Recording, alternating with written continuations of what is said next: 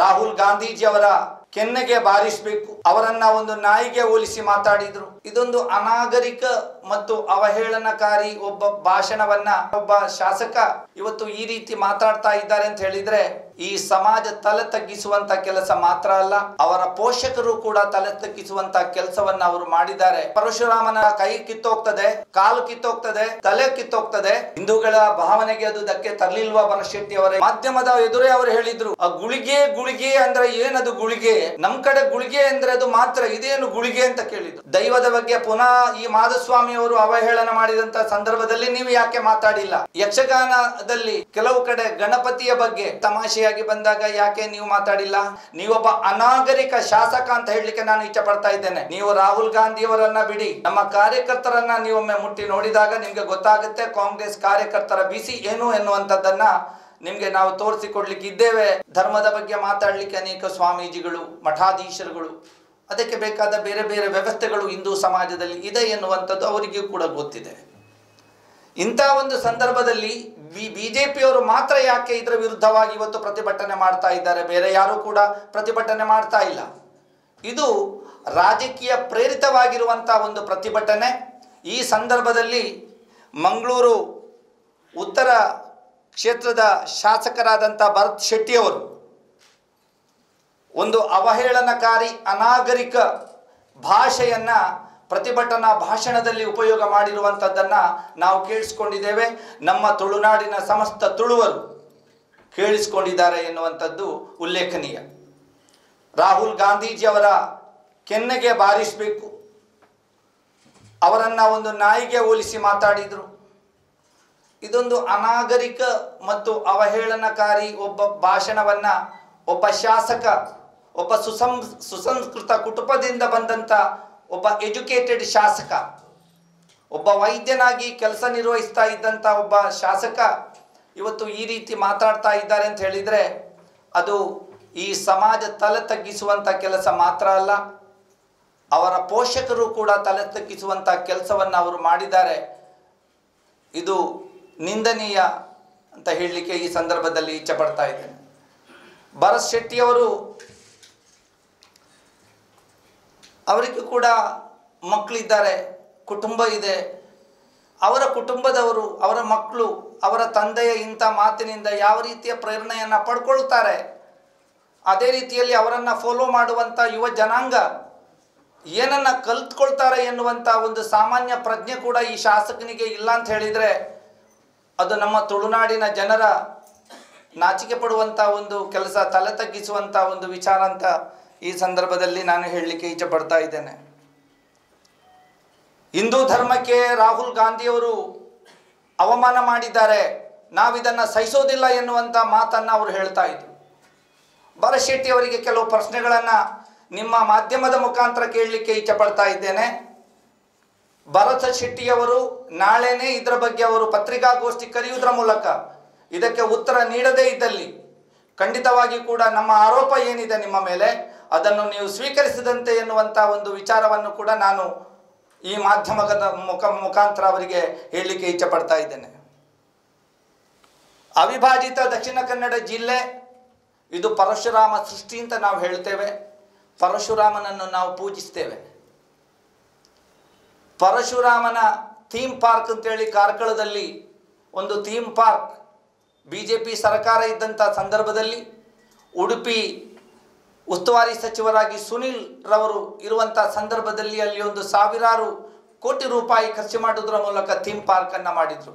ಸುಮಾರು ಒಂದು 3.5 ಕ್ವಿಂಟಲ್ ಏನು ಕಂಚಿನ ಒಂದು ಮೂರ್ತಿ ಅಂತ ಹೇಳುವಂಥ ನಿಟ್ಟಿನಲ್ಲಿ ಅದನ್ನು ಅವರು ಅಲ್ಲಿ ಥೀಮ್ ಪಾರ್ಕನ್ನು ಮಾಡಿದರು.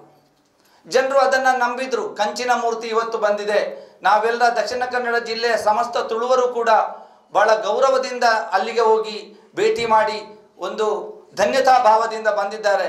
ಈ ಒಂದು ಪರಶುರಾಮ ಸೃಷ್ಟಿಯಲ್ಲಿ ಪರಶುರಾಮನನ್ನು ನೋಡುವಂಥ ಒಂದು ಥೀಮ್ ಪಾರ್ಕನ್ನು ಅದನ್ನು ಸಾರುವಂಥ ಒಂದು ಪಾರ್ಕ್ ಇವತ್ತು ನಿರ್ಮಾಣ ಆಗಿದೆ ಎಂಬ ಖುಷಿಯಲ್ಲಿ ಇರುವಂಥ ಅದೇ ಸಂದರ್ಭದಲ್ಲಿ ಅವರ ಕೈ ಕಿತ್ತೋಗ್ತದೆ, ಕಾಲು ಕಿತ್ತೋಗ್ತದೆ, ತಲೆ ಕಿತ್ತೋಗ್ತದೆ.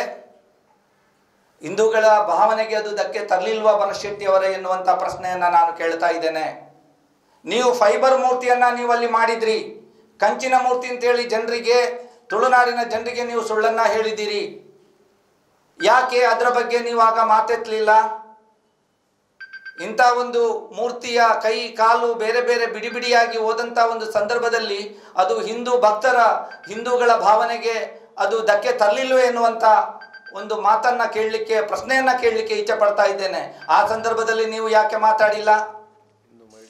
ಅದೇ ರೀತಿಯಲ್ಲಿ ಶಿವದೂತ ಗುಳಿಗ, ನಾವೆಲ್ಲರೂ ಕೂಡ, ನಾನು ಕೂಡ ಅದನ್ನು ನೋಡಿದ್ದೇನೆ. ಶಿವದೂತ ಗುಳಿಗ ಬಹಳ ಉತ್ತಮವಾದಂಥ ಶಿವ ಏನು ಗುಳಿಗ ಏನು ದೈವ ಇದೆ, ಆ ದೈವದ ಬಗ್ಗೆ ಸಾರುವಂಥ ಒಂದು ನಾಟಕ ಕರ್ನಾಟಕ ರಾಜ್ಯದ ಬೇರೆ ಬೇರೆ ಕಡೆಗಳಲ್ಲಿ ಅದು ಆದಂಥ ಸಂದರ್ಭದಲ್ಲಿ, ಉತ್ತರ ಕರ್ನಾಟಕಕ್ಕೆ ಕೂಡ ಒಂದು ತಂಡ ಹೋದಂಥ ಸಂದರ್ಭದಲ್ಲಿ ಅಂದಿನ ಗೃಹ ಮಂತ್ರಿಗಳಾಗಿದ್ದಂಥ ಆರಗ ಜ್ಞಾನೇಂದ್ರರವರು ಮಾಧ್ಯಮದ ಎದುರೇ ಅವರು ಹೇಳಿದರು, ಆ ಗುಳಿಗೆ ಅಂದರೆ ಏನದು ಗುಳಿಗೆ? ನಮ್ಮ ಕಡೆ ಗುಳಿಗೆ ಅಂದರೆ ಅದು ಮಾತ್ರ, ಇದೇನು ಗುಳಿಗೆ ಅಂತ ಕೇಳಿದರು. ಆವಾಗ ಅದು ಹಿಂದೂಗಳ ಆರಾಧ್ಯ ದೈವವಾಗಿರುವಂಥ ಗುಳಿಗನನ್ನು ಅವಹೇಳನ ಮಾಡಿದಾಗ ಹಿಂದೂಗಳಿಗೆ ಅದು ತೊಂದರೆಯಾಗಿದೆ, ಅವರಿಗೆ ಘಾಸಿಯಾಗಿದೆ ಎನ್ನುವಂಥದ್ದು ಭರತ್ ಶೆಟ್ಟಿ ಅವರಿಗೆ ಗೊತ್ತಾಗಿಲ್ವೇ ಎನ್ನುವಂಥ ಪ್ರಶ್ನೆಯನ್ನು ನಾನು ಕೇಳ್ತಾ ಇದ್ದೇನೆ. ಯಾಕೆ ಆ ಸಂದರ್ಭದಲ್ಲಿ ನಿಮ್ಮ ನಾಲಿಗೆಯನ್ನು ಹರಿಬಿಟ್ಟಿಲ್ಲ ಭರತ್ ಶೆಟ್ಟಿ ಅವರೇ ಎನ್ನುವಂಥ ಮಾತನ್ನು ಕೇಳ್ತಾ ಇದ್ದೇನೆ. ಅದೇ ಒಂದು ವಿಚಾರವಾಗಿ ನಮ್ಮ UT ಖಾದರ್ ಅವರು, ನಮ್ಮ ಸಭಾಪತಿಗಳು, ತುಳು ಭಾಷೆಯನ್ನು 8ನೇ ಪರಿಚ್ಛೇದಕ್ಕೆ ಸೇರಿಸಬೇಕು ಎನ್ನುವಂಥ ನಿಟ್ಟಿನಲ್ಲಿ ವಿಧಾನಸೌಧದಲ್ಲಿ ಮಂಡನೆ ಮಾಡ್ತಾ ಇರುವಂಥ ಸಂದರ್ಭದಲ್ಲಿ ಅವರೊಂದು ಮಾತನ್ನು ಹೇಳಿದರು.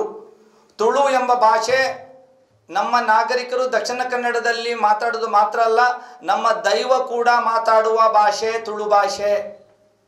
ಏನು ನಮ್ಮ ಇಲ್ಲಿ ಕೋಲ ನಡೆಯುವಂಥ ಒಂದು ಸಂದರ್ಭದಲ್ಲಿ ಏನು ಆ ದೈವದ ಏನು ಪಾತ್ರಿಗಳಿದ್ದಾರೆ, ಆ ಒಂದು ಸಂದರ್ಭದಲ್ಲಿ ಅವರು ತುಳು ಭಾಷೆಯಲ್ಲಿ ಅನೇಕ ವಿಚಾರಗಳನ್ನು ಅವರು ಹೇಳ್ತಾರೆ. ನಮ್ಮ ನಾಡಿನ ಬಗ್ಗೆ, ದೋಷದ ಬಗ್ಗೆ, ಬೇರೆ ಬೇರೆ, ಅದು ನಮ್ಮ ನಂಬಿಕೆ, ದಕ್ಷಿಣ ಕನ್ನಡ ಜಿಲ್ಲೆಯ ಹಿಂದೂಗಳ ನಂಬಿಕೆ. ಆವಾಗ ಆ ಸಂದರ್ಭದಲ್ಲಿ BJP ಮಂತ್ರಿಗಳಾಗಿದ್ದಂಥ ಮಾಧುಸ್ವಾಮಿ ಅವರೊಂದು ಮಾತನ್ನು ಹೇಳಿದರು, ಅದೇನ್ರಿ ನಿಮ್ಮ ಕಡೆ ಏನು ಈ ಗುಳಿಗ ಕೂಡ ದೈವ ಕೂಡ ಮಾತಾಡ್ತದ ಎನ್ನುವಂಥ ವಿಚಾರವಾಗಿ ಅವರು ಪ್ರಶ್ನೆಯನ್ನು ವಿಧಾನಸೌಧದಲ್ಲಿ ಹೇಳಿದರು. ಯಾಕೆ ಭರತ್ ಶೆಟ್ಟಿ ಅವರಿಗೆ ಆಗ ನಾಲಿಗೆ ಯಾಕೆ ಹರಿಬಿಟ್ಟಿಲ್ಲ ಅವರ ವಿರುದ್ಧವಾಗಿ? ದೈವದ ಬಗ್ಗೆ ಪುನಃ ಈ ಮಾಧುಸ್ವಾಮಿ ಅವರು ಅವಹೇಳನ ಮಾಡಿದಂಥ ಸಂದರ್ಭದಲ್ಲಿ ನೀವು ಯಾಕೆ ಮಾತಾಡಿಲ್ಲ? ಈ ಪ್ರಶ್ನೆಯನ್ನು ಕೂಡ ನಾವು ಕೇಳ್ತಾ ಇದ್ದೇವೆ. ಇವತ್ತು ಜನರು ಇದನ್ನೆಲ್ಲ ನೆನಪಿಟ್ಕೊಂಡಿದ್ದಾರೆ ಭರತ್ ಶೆಟ್ಟಿ ಅವರೇ. ತದನಂತರ ಯಕ್ಷಗಾನದಲ್ಲಿ ಕೆಲವು ಕಡೆ ಗಣಪತಿಯ ಬಗ್ಗೆ ನಾವು ವಿನಾಯಕ ಅಂತ ಹೇಳ್ತೇವೆ. ಯಾವುದೇ ಒಂದು ಪೂಜೆ ಪುನಸ್ಕಾರ ಮಾಡುವಂಥ ಸಂದರ್ಭದಲ್ಲಿ ಮೊದಲ ಪೂಜೆ ನಡೆಯುವಂಥದ್ದು ವಿನಾಯಕನಿಗೆ. ಅದರ ಬಗ್ಗೆ ತಮಾಷೆಯಾಗಿ ಬಂದಾಗ ಯಾಕೆ ನೀವು ಮಾತಾಡಿಲ್ಲ? ಇದಕ್ಕೆ ಕೂಡ ನೀವು ಆನ್ಸರ್ ಕೊಡಬೇಕಾಗಿದೆ ನಮ್ಮ ಜಿಲ್ಲೆಯ ಜನರಿಗೆ. ಕೊರೋನಾ ಸಂದರ್ಭದಲ್ಲಿ ಅವರದೇ ಕ್ಷೇತ್ರದಲ್ಲಿ ವಾಮಂಜೂರಿನ ಸ್ಮಶಾನದಲ್ಲಿ ಹಿಂದೂ ಮಹಿಳೆಯ ಶವ ಸಂಸ್ಕಾರ ಏನು ಅಂತ್ಯಕ್ರಿಯೆ ಮಾಡಲಿಕ್ಕೆ ಹೋಗುವಂಥ ಒಂದು ಸಂದರ್ಭದಲ್ಲಿ ಆ ಒಂದು ಅಂತ್ಯಕ್ರಿಯೆ ಮಾಡಲಿಕ್ಕೆ ಕೂಡ ನೀವೊಬ್ಬ ಶಾಸಕನಾಗಿದ್ದುಕೊಂಡು ಮಾನವೀಯತೆಯನ್ನು ತೋರಿಸದಂಥ ಒಬ್ಬ ವ್ಯಕ್ತಿ ನೀವು ಅಂತ ಹೇಳಲಿಕ್ಕೆ ಈ ಸಂದರ್ಭದಲ್ಲಿ ಇಚ್ಛೆ ಪಡ್ತಾ ಇದ್ದೇನೆ. ಇದಕ್ಕೆ ಬೇರೆ ಭಾಷೆ ಯೂಸ್ ಮಾಡಬೇಕಾಗ್ತದೆ, ಆದರೆ ನಿಮ್ಮಂಥ ಒಂದು ಅನಾಗರಿಕ ಬ್ಯಾಕ್ಗ್ರೌಂಡಿನಿಂದ ನಾವು ಬಂದಿಲ್ಲ. ಆದ್ದರಿಂದ ನಾವು ಯಾವುದೇ ಬೇರೆ ಒಂದು ಅನಾಗರಿಕ ಭಾಷೆಯನ್ನು ನಾವು ಇವತ್ತು ಉಪಯೋಗ ಮಾಡ್ತಾ ಇಲ್ಲ ನಿಮ್ಮ ವಿರುದ್ಧವಾಗಿ. ಅದೇ ರೀತಿಯಲ್ಲಿ ಕದ್ರಿ ದೇವಸ್ಥಾನದಲ್ಲಿ ಒಂದು ಹುಂಡಿಯ ಕಳವಾಯಿತು. BJP ಪಕ್ಷದಿಂದ ಅಲ್ಲಿ ಆ ಒಂದು ಸಮಿತಿಗೆ ಆಯ್ಕೆ ಆದಂಥ ಸದಸ್ಯರ ಮೇಲೆ ಆರೋಪ ಬಂತು. ಯಾಕೆ ಆ ಸಂದರ್ಭದಲ್ಲಿ ಈ ಶಾಸಕರುಗಳು ಮಾತಾಡಿಲ್ಲ? ಒಂದು ಹಿಂದೂ ದೇವಾಲಯದ ಹುಂಡಿ ಕಳವಾದಂಥ ಸಂದರ್ಭದಲ್ಲಿ ಅವರ ವಿರುದ್ಧ ಕ್ರಮ ಜರುಗಿಸಬೇಕು, ಅದು ತಪ್ಪು ಎನ್ನುವಂಥದ್ದು. ಭಕ್ತರು ಭಕ್ತಿಯಿಂದ ಹಾಕುವಂಥ ಹಣವನ್ನು ಯಾರೋ ಲಪಟಾಯಿಸುವಾಗ ಯಾಕೆ ನೀವು ಮಾತಾಡಿಲ್ಲ?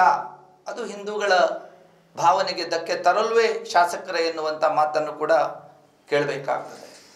ಶ್ರೀನಾರಾಯಣ ಗುರುಗಳ ಪಠ್ಯಪುಸ್ತಕದಿಂದ ಅವರ ಪಾಠವನ್ನು ಕಿತ್ತೊಗೆಯುವಾಗ ನೀವು ಯಾಕೆ ಮಾತಾಡಿಲ್ಲ?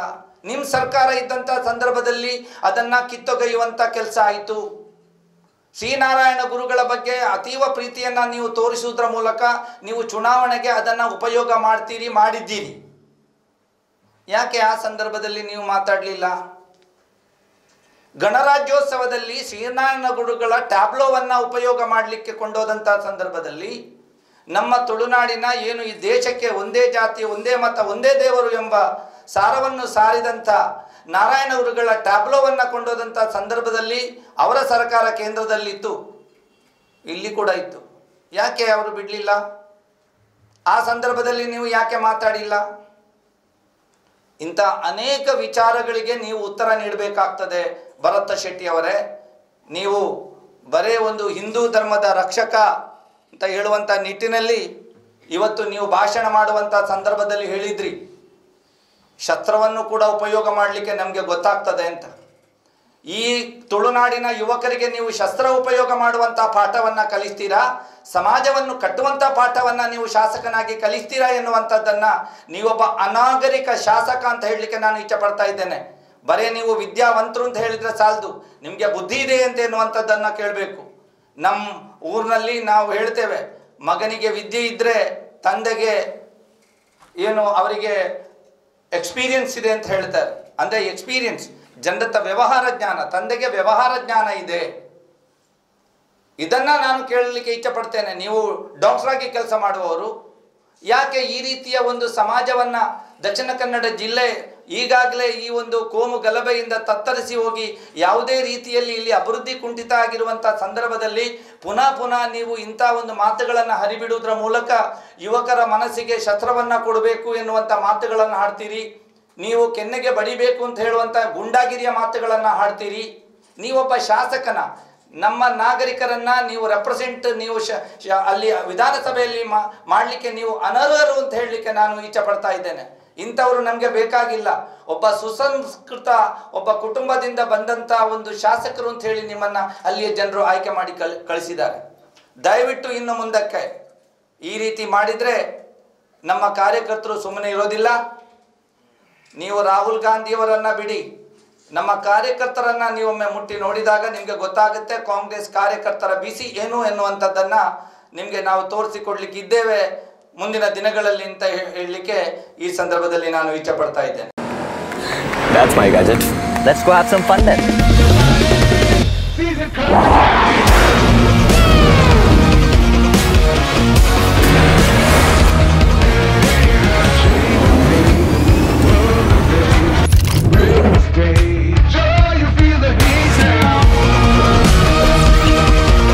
Introducing the hot and techy Brezza SCNG.